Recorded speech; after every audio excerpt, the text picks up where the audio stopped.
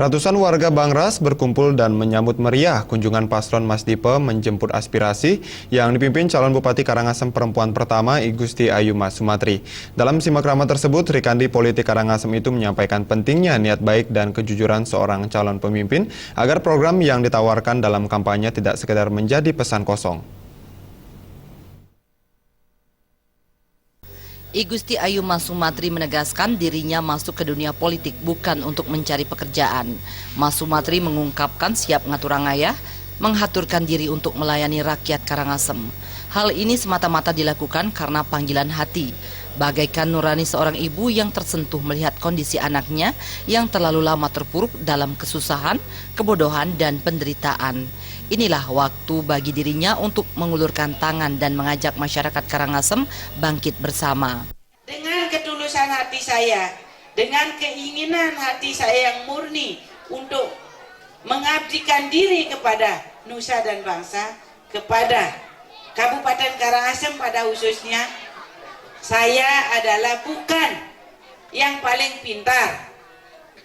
Saya adalah bukan yang berlebihan. Mari kita bersama-sama tingkatkan perekonomian kita.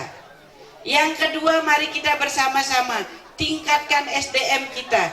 Jika orang lain bisa, kita pasti bisa. Warga Bangras mengeluhkan banjir yang melanda secara berkala setiap musim hujan dan kondisi ini tidak pernah mendapat perhatian dari pemerintah. Warga juga mengeluhkan masalah pasar tradisional yang tidak tertata sehingga menimbulkan rasa tidak nyaman baik bagi para pedagang maupun pembeli.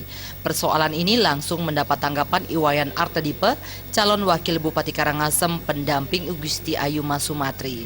Artadipe memaparkan Nawa Satya Dharma, yaitu 9 program unggulan Mas Dipa yang pro rakyat dan berlandaskan Tri Hita Krana.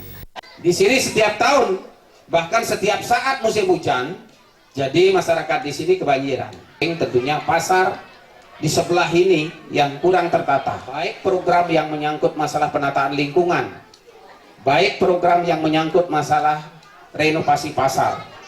Jadi dalam kurun 5 tahun kalau Mas Dipa menjadi pemimpin, maka tidak ada pasar yang tidak memenuhi standar.